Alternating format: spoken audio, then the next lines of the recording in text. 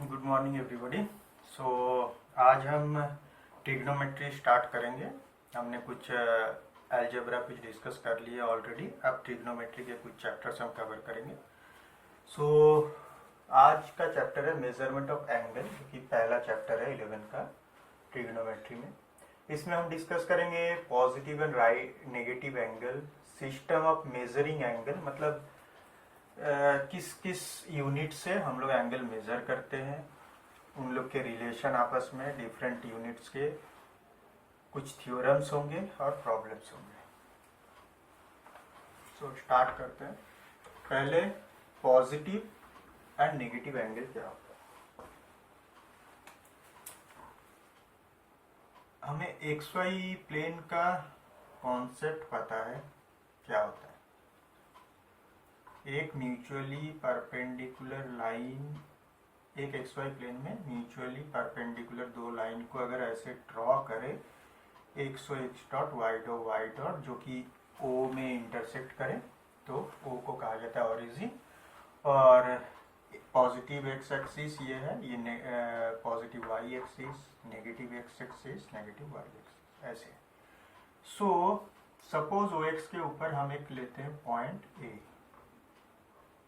ए point लेते हैं, ठीक है। अब ओ ए को अगर हम लोग रिवॉल्व करते हैं एंटी क्लॉकवाइज डायरेक्शन में, ठीक है, और रुकते हैं यहाँ ओ पी पे, ओ पी, ठीक है, ओ ए से स्टार्ट किए ओ पी। सो अगर एंगल हमें मिला थीटा, सो इस थीटा को कहा जाता है पॉजिटिव एंगल, क्योंकि ये एंटी क्लॉकवाइज। सो इसे positive angle, because theta is in anti clockwise. अगर इसी को हम थीटा को क्लॉकवाइज में सेम मैग्नीट्यूड सेम रखते हैं, थीटा ही रखते हैं, लेकिन क्लॉकवाइज में रखते हैं, तो इसे कहा जाएगा माइनस थीटा, ठीक है। क्योंकि क्लॉकवाइज डायरेक्शन में जो मेजरमेंट होता है एंगल का, उसको नेगेटिव माना जाता है। सो वैसे ही पी पॉइंट का पोजीशन के ऊपर डिपेंड करके एंगल चेंज होता है। अगर पी मेरा सेकेंड क्वाड्रेंट में आ जाए तो ये एंगल क्या हो जाएगा, ये थीटा 1। ए ओ समझो, इसको P2 बोलते हैं, ए ओ P2 क्या हो जाएगा, थीटा 1। वैसे ही इसको और भी ओ ए रिवॉल्व करके पी ओ पी में आया, ओ पी ओ P2 में आया, फिर और रिवॉल्व करेंगे तो P3 ओ P3 में आ जाएगा, ठीक है। सो हम लोग एज्यूम करें ओ ए रेडियस लेके अगर हम लोग एक सर्कल बनाते हैं, तो इसके कहीं भी हम पॉइंट को रिप्रेजेंट कर सकते हैं, एंगल भी उस हिसाब से चेंज होते रहेगा। इसको थीटा 2 कर देते हैं, वैसे चेंज, और इधर भी वैसे ही रोटेट कर सकते हैं। अब कुछ कुछ बुक्स में ये यूनिट रेडियस लेके, रेडियस मैंने ओ ए, कोई भी रेडियस, जनरल रेडियस देके इसको रिप्रेजेंट किया है, पॉइंट के लोकेशन को, पी पॉइंट के डिफरेंट डिफरेंट पोजीशन को मैंने मेंशन किया। लेकिन यहाँ पे यूनिट रेडियस भी बोल सकते हैं, बट रेडियस का वैल्यू क्या है उससे कोई मतलब नहीं है, हमें बस थीटा का डायरेक्शन चाहिए। एंटी क्लॉकवाइज मतलब पॉजिटिव, क्लॉकवाइज मतलब नेगेटिव, ठीक है। अब यहाँ पे हमने जो ओ ए को रोटेट किया है, ओ ए को रोटेट किया है, ओपी में आया है। सो ओ ए को बोला जाता है इनिशियल आर्म, ठीक है। ओ ए इज व्हाट, इसको कहा जाता है इनिशियल आर्म,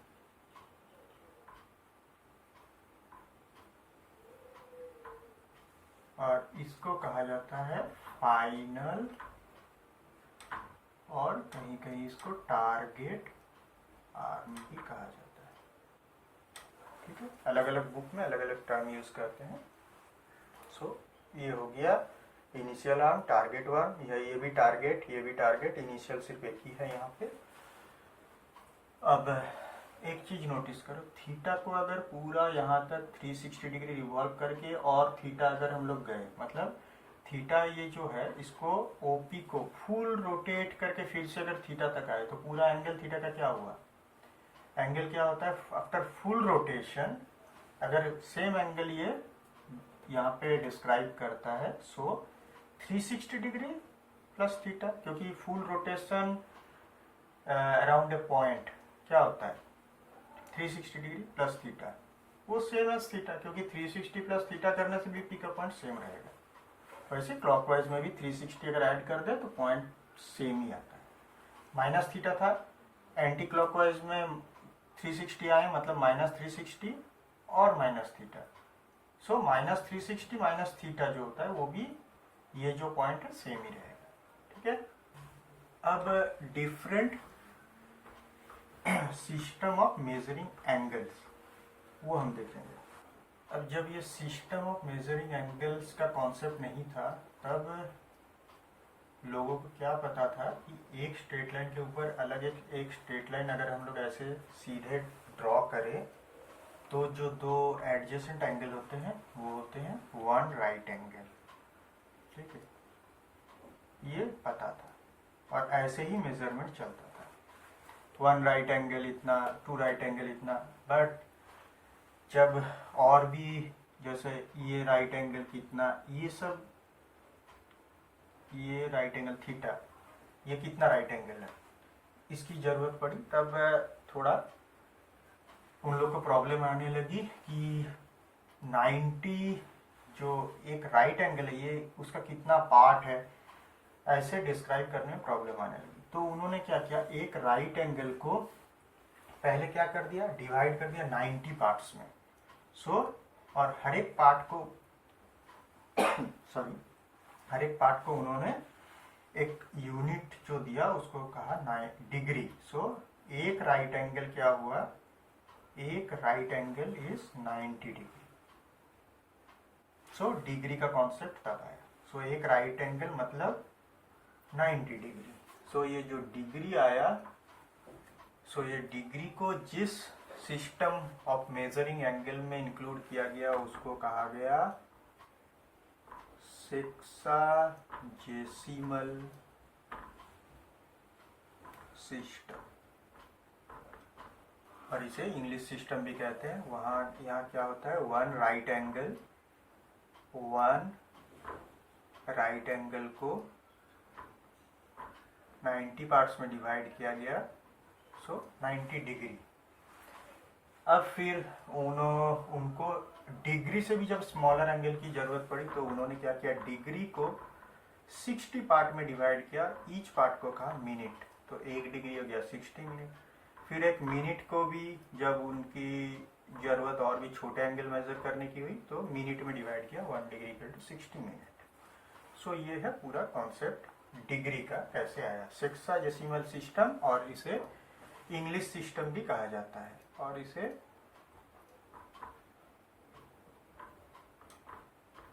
इंग्लिश सिस्टम भी कहा जाता है। फुल रेवोल्यूशन अगर हो उसको कहा जाता है 360 डिग्री। क्या आता है, क्योंकि ये 4 राइट एंगल है, हमें पता है 360। वैसे ही और एक सिस्टम है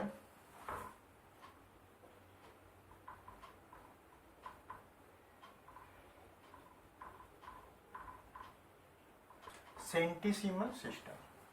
ये एक्चुअली फ्रेंच सिस्टम है, इसको फ्रेंच सिस्टम भी कहा जाता है।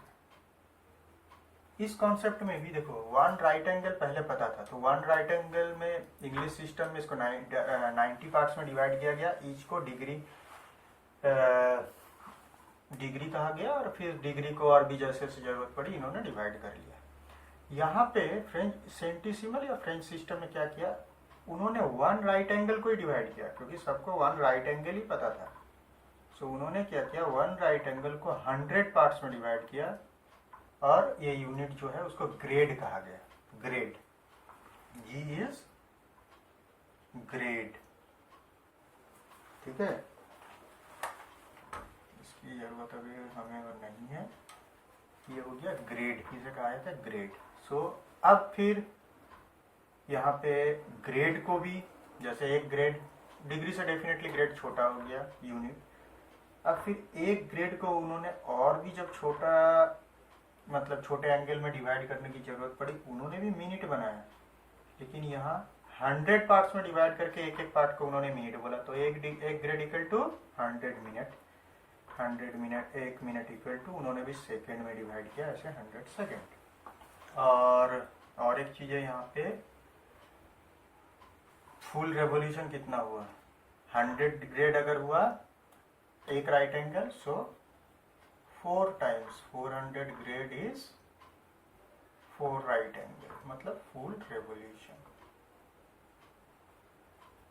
ठीक है, पहले इन दोनों में एक रिलेशन देखते हैं क्या होता है। ठीक है, सो सेक्साडेसिमल सिस्टम और सेंटीसिमल सिस्टम, ये दो हमें पता चला। और एक सिस्टम है जो जिसका यूज ज़्यादा है, लेकिन बेसिक कवर करने के लिए थोड़ा हम लोग डिस्कस कर लेते हैं इसे भी। हमें फुल रेवोल्यूशन डिग्री में मिला इतना, ग्रेड में मिला इतना, सो 1 डिग्री इक्वल टू इतना, ग्रेड इक्वल टू 10/9 ग्रेड, ये रिलेशन। अब हम लोग डिस्कस करेंगे जो मोस्ट पॉपुलर, वो हुआ सर्कुलर सिस्टम। ये 3 सिस्टम होते हैं बेसिकली।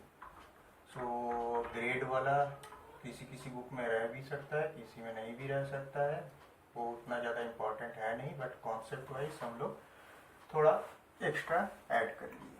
ठीक है, आप लोग अपने बुक में देखिएगा, अगर आपको ये जरूरत नहीं है ग्रेड, आप लोग सिंपली इसको डिस्कार्ड कर दीजिए। ठीक है,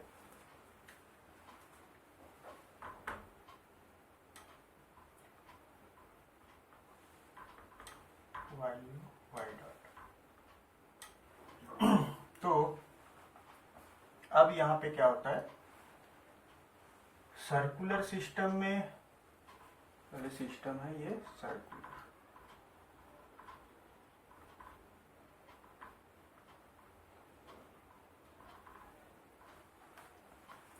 इसका यूनिट है रेडियन। ओके, यूनिट क्या होता है, रेडियन। अब रेडियन क्या होता है, लेकिन यहाँ पे एक सोचने वाली बात है, वहां राइट एंगल को डिवाइड कर करके उन्होंने फिर अपना यूनिट बनाया, डिग्री, 1 डिग्री 1 ग्रेड वैसे बनाया। राइट एंगल को किसी ने 90 पार्ट्स में डिवाइड किया डिग्री में, किसी ने ग्रेड में 100 बार डिवाइड किया 100 पार्ट में। यहाँ पे वैसा नहीं है, यहाँ यूनिट, 1 रेडियन का डेफिनेशन अलग है। 1 रेडियन का डेफिनेशन क्या किया उन्होंने क्या किया, अगर सर्कल का रेडियस r हो तो उन्होंने क्या किया, एक आर्क लिया जिसका रेडियस इक्वल टू उसका length equal to radius of the circle, then वो arc of equal length, radius का इक्वल लेंथ का आर्क सेंटर में जो एंगल प्रोड्यूस करता है उसे 1 रेडियन कहा जाता है। यहाँ पे थीटा क्या हुआ, 1 रेडियन। रेडियन के ऊपर सी छोटा सी देके लिखा जाता है, लेकिन नॉर्मली कुछ नहीं लिखा जाए मतलब वो हो गया रेडियन। डिग्री होगा तो डिग्री का साइन देना पड़ेगा, ग्रेड होगा तो ग्रेड का देना पड़ेगा। अगर एंगल में कुछ साइन नहीं हो उसे बाय डिफॉल्ट एज्यूम किया जाता है रेडियन। सो रेडियन का डेफिनेशन क्या हुआ, ये arc of equal length to the length of radius, arc of equal length to that of radius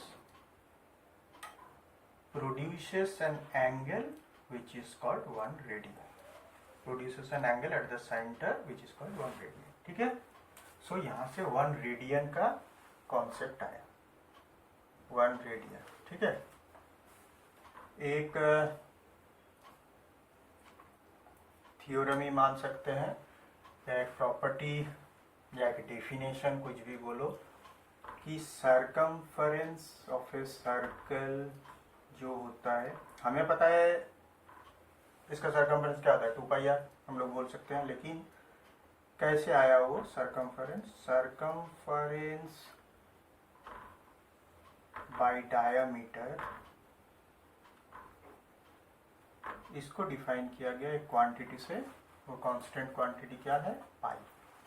तब आया, ये तो डायामीटर क्या होता है 2r, तब circumference equal to 2 pi r आया सरकमफेरेंस। तो पाई यहाँ पे इंट्रोड्यूस हुआ, सरकमफेरेंस और डायमीटर का रेशियो का एज्यूम किया गया। पाई एक सिंबल है जिससे डिनोट किया गया, उसका हाँ वैल्यू कांस्टेंट ऑलवेज आता है 3.14।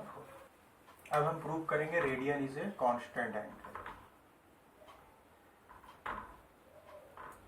Radian is constant. अब हमने इसके पहले सरकमफेरेंस के 2 पाई आर देखा, उसको यूज करके हम इसे डिफाइन करेंगे। सो कुछ यहाँ पे पॉइंट का नाम दे ए ओ बी। हमें पता है कि angle produced at the centre of the circle is proportional to the arc of the circle which produces them. जो आर्क है वो जो एंगल प्रोड्यूस कर रहा है सेंटर में, जो आर्क यहाँ पे है, वो जो एंगल प्रोड्यूस कर रहा है वो प्रोपोर्शनल होता है। सो आर्क बाई रेडियन में एंगल, ये एंगल ऑलवेज रेडियन में। आर्क अगर हम लोग यहाँ लिखे A B arc by angle A O B, it is a constant quantity, it is always constant. So angle subtended at the center of a circle is proportional to the arc producing the angle. ठीक है। सो AOB अगर angle लेंगे उसका corresponding arc क्या है, AB।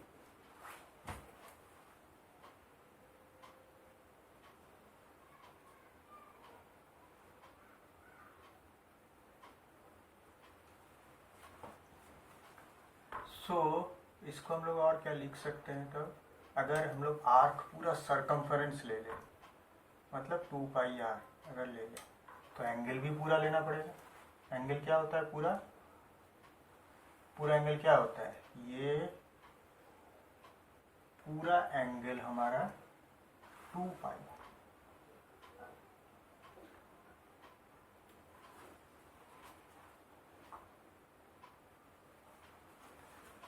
To पाई हम लोग बाद में देखते हैं, पहले इसको कहते हैं 4 राइट एंगल। ठीक है।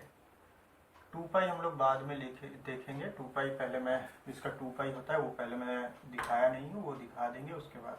इसको 4 राइट एंगल हमें पता है, 4 राइट एंगल ही मानते हैं। सो ए बी क्या हुआ, A B is what, are.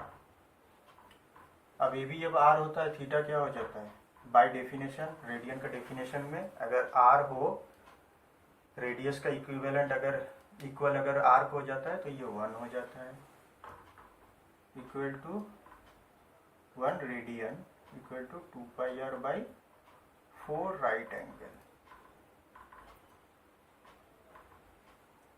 So 1 radian equal to R, R और आर कैंसिल हो गया, 1 रेडियन उधर गया, तो 4 right angle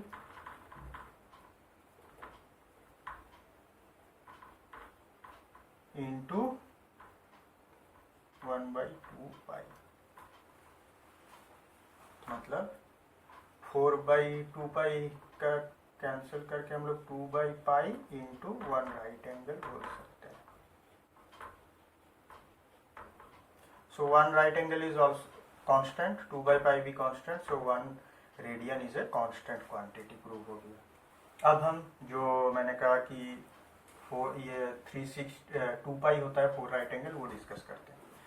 1 radian equal to what, इतना राइट एंगल, मतलब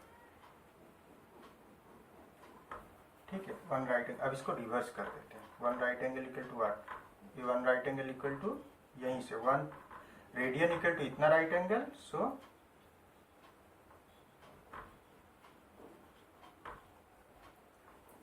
1 इंटू पाई/2, इसको उधर ट्रांसपोज कर दिए तो पाई/2 equal to 1 right angle equal to पाई/2, इधर रेडियन है, ये रेडियन। तो यहाँ देखो हमने वन राइट एंगल का डेफिनेशन π/2 है, ये डिराइव किया है। पहले दो सिस्टम में हमने वन राइट एंगल को डिवाइड करके यूनिट बनाया था डिग्री ग्रेड। यहाँ पे हमें कैलकुलेट करना पड़ा क्योंकि यहाँ यूनिट अलग डेफिनेशन से बनाया गया है कि length of the arc when is equal to the radius of the circle, then arc जो एंगल सेंटर में प्रोड्यूस करता है उसे 1 रेडियन कहा जाता है। उसी कॉन्सेप्ट से रेडियन को कांस्टेंट कहा गया। सरकमफेरेंस निकाले पहले, फिर रेडियन को कांस्टेंट प्रूव किए। अब रेडियन कांस्टेंट प्रूव हुआ, उसमें 1 right angle equal to π/2 radian हमें ऑटोमेटिकली मिल गया। ठीक है, so 1 right angle equal to इतना। सो कंप्लीट रेवोल्यूशन क्या होता है, जो मैंने कहा था 2π। कंप्लीट रेवोल्यूशन में क्या होता है, सो कंप्लीट रेवोल्यूशन, इसको क्या कहते हैं, 4 राइट एंगल कहते हैं। 1 राइट एंगल अगर π/2 है, 4 राइट एंगल इतना इक्वल टू 2π रेडियन। ठीक है, अब हमने डिग्री और ग्रेड का रिलेशन पता था। बुक में बहुत सारे फॉर्मूला डिग्री ग्रेड ये सब के सर्कुलर सिस्टम में पाई के ये सब के रिलेशन लिखे हुए रहेंगे, लेकिन उतने में कुछ नहीं जाना। हमें क्या पता है, 90 डिग्री कितना होता है, 1 right angle this, 1 right angle grade में दिस, 1 राइट एंगल यहाँ क्या मिल गया π/2 रेडियन। बस इसको याद रखना है। बाकी सारे कन्वर्सन अगर रेडियन में दे तो ग्रेड में, रेडियन में दे तो डिग्री में, इसी से ही कर लेंगे। फुल रेवोल्यूशन अगर ये 1 राइट एंगल के रेस्पेक्ट से लिखा गया है तीनों यूनिट, अगर हम फुल रेवोल्यूशन के रेस्पेक्ट से लिखें तो हो जाएगा डिग्री में 360 डिग्री, ये 400 ग्रेड, ये 2π। सो ये इधर ये याद रहे या ये याद रहे, एंगल सब मिल जाएंगे। ठीक है, सो पहला थ्योरम था prove that radian is a constant angle. अब हम दूसरे थ्योरम पे जाएंगे। अब हम डिस्कस करेंगे और एक थ्योरम जो ये कहता है कि अगर एक आर्क, जैसे ये आर्क अगर हो AB अगर एक एंगल प्रोड्यूस करता है थीटा रेडियन, सो वो होगा लेंथ ऑफ द आर्क। अगर AB का लेंथ हम लोग एज्यूम करते हैं L, तो होगा L/R। ओके, ये थ्योरम 2, इसमें ये हमें थ्योरम 2 ये कहता है, लेकिन हम प्रूव भी करेंगे। What is theorem 2? थ्योरम 2 क्या कहता है कि radian major of an angle subtended by an arc is equal to the ratio of the arc, ratio of the length of the arc and radius of the circle। यह है statement. So statement फिर से कहते क्या है, angle in radian subtended by the arc is equal to the ratio of the length of the arc and radius of the circle. So radius of the circle हमें assume करते हैं R, ये L है, theta is angle subtended. सो कैसे proof करेंगे, पहली बात है R का इक्वल समझो हम लेते हैं एक पॉइंट यहाँ पे जो है C हम लोग एक पॉइंट ऐसे लेते हैं ताकि AC का लेंथ हो जाए R। सो AC का लेंथ अगर R हो जाता है तो बाय डेफिनेशन हमें क्या पता है, ये ऑलरेडी R है, ये अगर AC R हो गया सो ये हो जाता है 1 रेडियन। ठीक है, बस यही हमें जियोमेट्रिकली इतना ही चाहिए।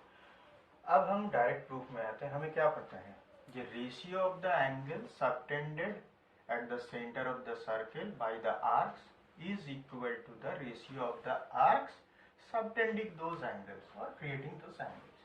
so ratio of the angle क्या लेते हैं, BOA by COA लेते हैं, BOA by COA equal to what, proportional है। सो ये एंगल इक्वल टू आर्क का रेशियो BOA का आर्क क्या है, BOA का इक्विवेलेंट आर्क है AB और COA का इक्विवेलेंट आर्क है AC।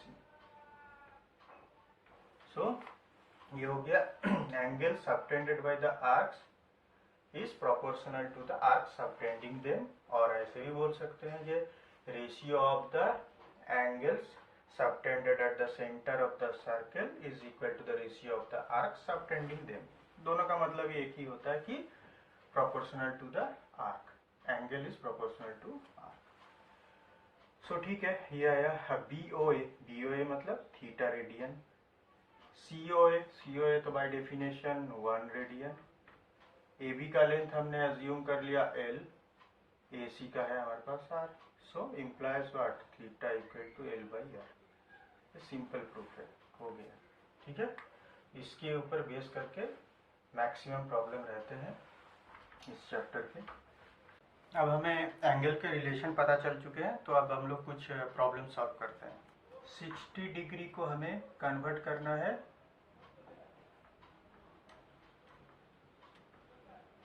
In grade and radian circular में से। ग्रेड का एक ही एग्जांपल हम लोग डिस्कस करेंगे क्योंकि ग्रेड ज़्यादा आते नहीं है। ठीक है, सो ग्रेड को हम लोग ज़्यादा प्रॉब्लम नहीं करेंगे। रेडियन और डिग्री यही सबसे ज़्यादा इम्पोर्टेंट है। अब हमें एक चीज़ पता है, 90 डिग्री इक्वल टू, मैंने पहले ही कहा था कि आइदर 1 राइट एंगल के हिसाब से रिलेशन को हम लोग याद रखेंगे 100 ग्रेड या π/2 रेडियन, और फुल रेवोल्यूशन उसका क्या होता है 360 degree equal to 400 grade equal to 2 pi radian, कुछ भी। एनीवे हम इसी को लेते हैं, किसी एक को भी। 90 डिग्री इक्वल टू इतना grade, so 1 degree equal to 100/90 grade, so 60 degree equal to 100/90 into 60 grade. हो गया, कैलकुलेशन करेंगे आ जाएगा। रेडियन में क्या होता है, 90 degree equal to π/2 radian, so 1 degree equal to π/2 into 1/90 radian, so 60 degree equal to क्या होता है π/2 इंटू 1/90 इंटू 60, ये रेडियन। कैंसिल करो, 32 ये 3 2 गया, π/3 रेडियन। अब मैं रेडियन का सिंबल नहीं लिखूंगा, ओनली π/3। ठीक है, अब यहाँ हमें पता था डिग्री को हम कैसे कन्वर्ट कर सकते हैं ग्रेड और रेडियन में। ग्रेड को अब भूल जाते हैं, डिग्री को रेडियन में हमने कन्वर्ट किया। लेकिन एक थोड़ा कॉम्प्लेक्स, जहाँ डिग्री नहीं, कहीं कहीं प्रॉब्लम में मिनट और सेकंड भी दिया रहेगा, इसको हमें कन्वर्ट करना है रेडियन में। तो पहली बात है हमें पूरा डिग्री में चाहिए, डिग्री में होने से हम रेडियन में ला सकते हैं। सो ये क्या होता है 20 degree plus 10 minute plus 20 second है। 20 सेकेंड डिग्री, ठीक है, degree 10 minute, 1 degree equal to 60 minute, so 60 से डिवाइड कर दिया तो मिनट बन गया हमारा डिग्री। 20 मिनट इक्वल टू 60 से डिवाइड किया, 1 मिनट इक्वल टू कितना सेकेंड 60 सेकेंड, सो हम 60 से डिवाइड किए सेकेंड को तो हो गया वो मिनट। अब मिनट को फिर से 60 में डिवाइड करेंगे यहाँ जैसे किए, तो ये हो गया डिग्री। सो टोटल डिग्री कितना मिला 20 plus 1/6 plus 3 so 1/180 degree equal to, इसको सॉल्व कर लेते हैं, 180 29 180 इंटू दिस 20 3600 प्लस 6 से डिवाइड करें 30 आता है, 180 से 1 आता है, सो 3631/180 डिग्री। अब डिग्री को मिनट में कैसे डिग्री को रेडियन में हमें पता है, 1 डिग्री इक्वल टू 90 डिग्री क्या था, फिर से लिखते हैं, π/2 रेडियन। सो π/2 बाई 90 ये हो गया 1 डिग्री। इतना डिग्री मतलब मल्टीप्लाई उससे, 1 डिग्री इतना है तो इतना डिग्री कितना है इतना। अब इसको कैलकुलेशन करना पड़ता है, ठीक है। अब एक प्रॉब्लम हम लोग डिस्कस करेंगे, उसमें कहा गया है angles of a triangle are in AP, ठीक है। हम प्रॉब्लम को लिखेंगे नहीं, जस्ट प्रॉब्लम के लिखने के बाद सेकेंड स्टेप क्या होता है, उसको ज्योमेट्रिकली और मैथमेटिकली रिप्रेजेंट करना। हम लोग डायरेक्ट प्रॉब्लम को उसी में ही रिप्रेजेंट करके सॉल्व करेंगे। पहले रिप्रेजेंट करेंगे। ABC आर इन AP बोला गया है। सो ABC आर इन AP बोला गया है। AP मतलब एरिथमेटिक प्रोग्रेशन। और ABC क्या, एरिथमेटिक प्रोग्रेशन क्या होता है वो हम लोग सीरीज के चैप्टर में करेंगे, बट जितना जरूरत है उतना मैं कह देता हूँ। AP मतलब कंसेक्यूटिव टर्म के बीच में डिफरेंस ऑलवेज सेम रहेगा। AB के बीच में डिफरेंस सेम, BC के बीच में डिफरेंस सेम, ठीक है। ABC आर इन AP बोला गया है और एक एंगल B का वैल्यू बता दिया गया है समझो 60 डिग्री,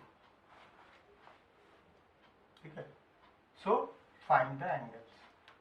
सो अब देखो हम लोग अगर एक को A लिखे तो डिफरेंस अगर सेम है तो दूसरे को D ऐड किए तो डिफरेंस D हुआ, दूसरे से तीसरा भी D ज़्यादा होगा, सो दोनों का डिफरेंस भी D आया।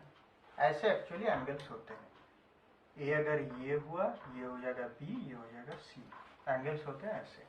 लेकिन देखो एंगल हमें अगर 3 एंगल पता है किसी ट्रायंगल के तो समेशन क्या होता है 180 डिग्री। ये हम अप्लाई करेंगे, लेकिन अप्लाई करते समय देख रहे हैं 3A + 3D आ जा रहा है, ठीक है, आ रहा है, आने दो, कोई प्रॉब्लम नहीं है, B हमें पता है। तो पहली बात है हम B के पर्सपेक्टिव से लिख सकते थे, 60 डिग्री पता है, वो हमने AP समझा था। अब ओरिजिनल प्रॉब्लम में 60 है एक एंगल, तो दूसरा एंगल लिख सकते हैं 60 + D, तीसरा एंगल लिख सकते हैं 60 + 2D, डिफरेंस D है। तीनों को सम करेंगे, क्या आ गया 3D + 180 डिग्री इक्वल टू, सॉरी इस एंगल को 50 डिग्री अज्यूम करते हैं, ठीक है। ये एंगल आ गया 150 degree. So 3D equal to कितना, माइनस किए 30 डिग्री, D आ गया 10 डिग्री। अब D पता है तो एक एंगल 50 डिग्री हुआ तो दूसरा 50 + D 60 हो गया, ये 50 + 2D मतलब ये 20 डिग्री 70 हो गया, ठीक है। ये प्रॉब्लम ऐसे भी हो सकता है कि in right angle triangle the difference between other 2 angle, जैसे ये अगर A है तो A और C का डिफरेंस बता दिया गया है 20 डिग्री, ठीक है। So what are the angle, so A and C का डिफरेंस पता है और ये राइट एंगल ट्रायंगल मतलब B पता है 90, सो A + C 90। सो यहाँ से सॉल्व करके ये भी आ सकता है। अब ये तो गया ट्रायंगल, अब एक ऐसा भी आ सकता है क्वाड्रिलेटरल, 4 आर्म है इसके। So angles are in AP। पहला बात है एक चीज हमेशा याद रखना कि हम लोग जैसे ट्रायंगल के एज्यूम करते हैं कैसे, अगर AP में हो तो ट्रायंगल्स के जो 3 वैल्यूज होते हैं हम लोग ऐसे एज्यूम कर लेते हैं नॉर्मली। D एक डिफरेंस, सो A कोई भी एक बेस एलिमेंट हो गया, उसके बाद सेकेंड एलिमेंट D ऐड कर दिए, थर्ड एलिमेंट सेकेंड से D ज़्यादा, वैसे करके। बट हमें ट्रायंगल में क्या करना पड़ता है, तीनों एंगल का समेशन वो एक इक्वेशन में पुट करना पड़ता है। तो इन तीनों को एज्यूम ऐसे करो कि बीच वाला कांस्टेंट रख के इसको A - D, इसको A + D, तब भी देखो D डिफरेंस, ये पहले से D ज़्यादा, ये दूसरे से D ज़्यादा। क्यों, क्योंकि ये तीनों को ऐड करेंगे तो डी कैंसिल होकर 3 है, सिंगल वेरिएबल रहता है तो ए का वैल्यू डायरेक्ट मिल जाता है। तो ये एक सिंपल ट्रिक है। तो वैसे ही यहाँ पे कहा गया है कि A B C D are in A P, और कहा गया greatest angle is 2 times the smallest angle. तो पहले बात है ए को हम लोग यहाँ पे चार एज्यूम करेंगे ना, तो ऐसे एज्यूम करेंगे, देखो हम लोग ऐसे भी एज्यूम कर सकते हैं ए प्लस डी, ए प्लस 2d और ए प्लस 3d। बट ये वही 4 को ऐड करके 360 डिग्री वो एक इक्वेशन बनाएंगे यहाँ पे। तो एज्यूम इस टाइप से करो कि सारे डी कैंसिल हो जाए। तो हम क्या करेंगे, इसको करेंगे -d, तो इसको +d, ठीक है। इसको कर लेंगे -3d, तो इसको कर लेंगे +3d। देखो सब में ही 2d करके डिफरेंस है। अब 2d करके रिड्यूसिंग, कुछ भी हो सकता है, 2d 3d कोई भी डिफरेंस हो, डिफरेंस सेम होना चाहिए। हर एक कॉन्जिक्यूटिव 2 एलिमेंट या 2 एंगल, यहाँ पे 2 एंगल है, 2 एलिमेंट या 2 नंबर के बीच में कांस्टेंट होना चाहिए, वही है एपी का डिफरेंस। तो हम लोग ऐसे एज्यूम करेंगे ये -3d। सो हमारे 4 एंगल अब लिख लेते हैं। ये एपी में है तो उसको हम लोग कंसीडर करके लिखेंगे a -3d, a -d, a + d, a + 3d। अब है ग्रेटेस्ट एंगल, और एक कंडीशन है greatest angle is 2 times. So greatest assume करते हैं d ग्रेटर देन 0, क्योंकि d ग्रेटर देन 0 होगा तभी ये ग्रेटेस्ट होगा स्मॉलेस्ट। d अगर लेस देन 0 होगा तो ये नेगेटिव हो जाता है, तो ये स्मॉलेस्ट हो जाएगा, ये ग्रेटेस्ट। तो कुछ एक हमें एज्यूम करना है। सो a + 3d = 2 times the smallest. पहली बात है इन 4 को एंगल को ऐड करने से क्या होता है, ये सारे कैंसिल होके आगे 4a, समेशन ऑफ 4 एंगल कितना 360 degree. So a is what 90 degree. So हमें पता है a 90 डिग्री मिल गया। इसीलिए ये एक ट्रिक हमें एपी में depending on number of elements कितने हैं उस हिसाब से हम कंफर्टेबली ये जो डिफरेंस है उसको चूज कर सकते हैं। सो ए मिल गया हमें। लेकिन ये यहाँ याद रखना ए कोई एंगल नहीं है, यहाँ पे यहाँ ABCD हमने नेमिंग किया है, बट एंगल क्या है a -3d, a -d ऐसे, तो d का भी वैल्यू चाहिए। तो यहाँ से हम सॉल्व करते हैं a + 3d = 2a - 6d। So 2a = 9d, d = a/9, a is what 90 degree by 9, so actually 10 degree आता है। so एक एंगल सबसे छोटा एंगल कौन सा है 10 डिग्री, 10 × 3 30, और ये तो 90 है, तो 90 - 30 ये आ गया 60। ये क्या आया 10 - 90 - 10 80, 90 + 10 100, 90 + 30 120। सो देखो greatest angle is double of smallest angle. हो गया। एक प्रॉब्लम यहाँ पे है अल्फा और alpha 2 are the angles produced by arcs L1 L2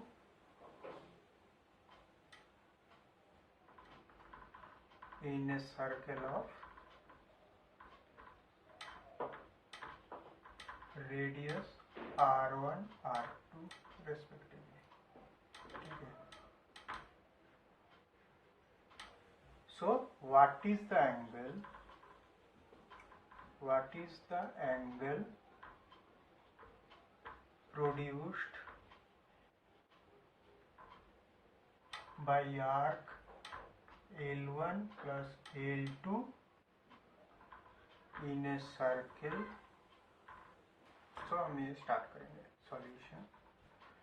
पहला बात है L1 हमें क्या पता है, L, if L is arc, R is radius of the circle, theta is angle in radian, so हमें एक थ्योरम से पता है L equal to R theta. So पहले सर्कल के लिए L1 equal to R1 alpha 1, second के लिए R2 अल्फा 2, ठीक है। इसका हमें क्या निकालना है, एंगल। सो इसका एंगल अगर हम एज्यूम करें, assume the angle to be determined equal to theta, तो क्या होगा, L1 प्लस L2 है उसका आर्क, रेडियस पता है ये, इंटू थीटा। हमें थीटा निकालना है। थीटा इज व्हाट, यहाँ से क्या मिलता है हमें, theta L1 plus L2 by R1 plus R2। अब सिंपली ये वैल्यू पुट कर दो, ये इजी प्रॉब्लम है, R1 alpha 1 plus R2 alpha 2 by R1 plus R2। अब हम लोग नेक्स्ट प्रॉब्लम में मूव करते हैं। नेक्स्ट प्रॉब्लम ये थोड़ा टफ होगा।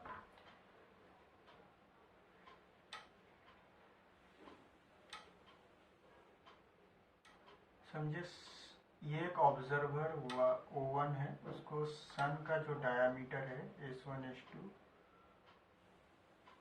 वो उस ऑब्जर्वर के आईज में एंगल प्रोड्यूस कर रहा है 32 मिनट। वैसे ही मून है,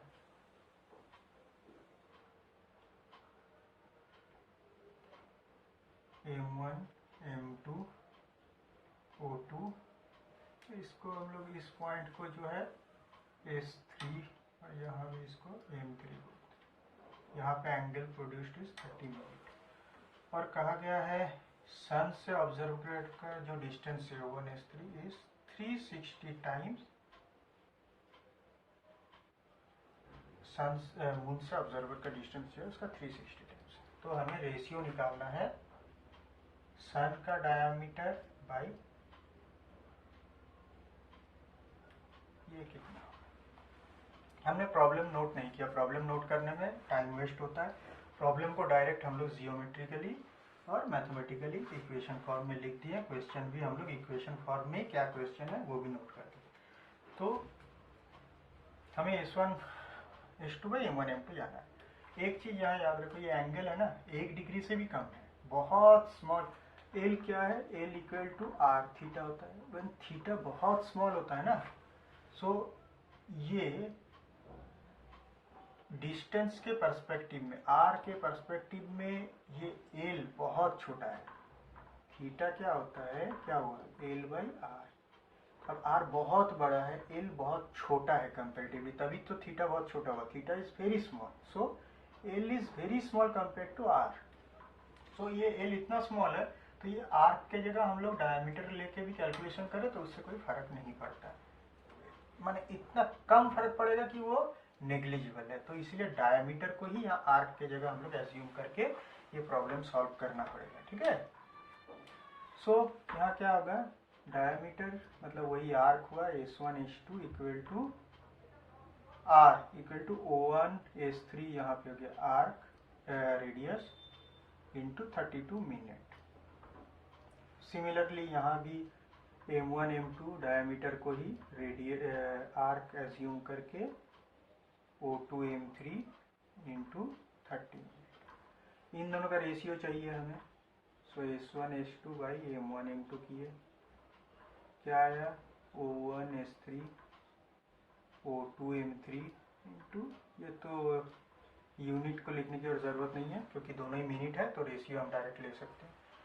सो इन दोनों का रेशियो चाहिए। अब O1 S3 by O2 M3 हमें पता है 360, सो इसका मतलब ये जो रेशियो है ये हो गया 360।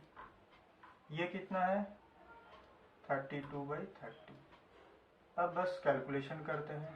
30 से इसको अगर करें 12 आया, 12 2 ज़ा 24 2, so the ratio is this, ठीक है। ये थोड़ा टफ प्रॉब्लम हो गया, लेकिन मतलब हमें ये actually tough problem in the sense, ये जो कॉन्सेप्ट है ये क्लियर रहना पड़ेगा कि जब एंगल बहुत स्मॉल है और हमारे पास आर्क का वैल्यू भी नहीं है तो हम डायमीटर को ही आर्क एज्यूम करके कैलकुलेशन आगे जा सकते हैं। कैलकुलेशन को हमें प्रोसीड वैसे ही करना है। अब इसमें कुछ कुछ और प्रॉब्लम, एक आध जियोमेट्रिकली कुछ डिफरेंट प्रॉब्लम आ जाते हैं। अदरवाइज ये थोड़ा टफ प्रॉब्लम में था ये लास्ट वाला। अदरवाइज यही सब के प्रॉब्लम होते हैं। बस जो बुक है अपनी किसी भी राइटर की हो, एक टेक्स्ट बुक को ये चैप्टर के सारे प्रॉब्लम एक बार प्रैक्टिस कर लो। लेकिन रिपीटेटिव एंगल कन्वर्शन, डिग्री से रेडियन, रेडियन से डिग्री, ज़्यादा नहीं, 2-3 करके कर लो। अगर 8-10 करके दिए हुए रहे उतनी ज़रूरत नहीं है।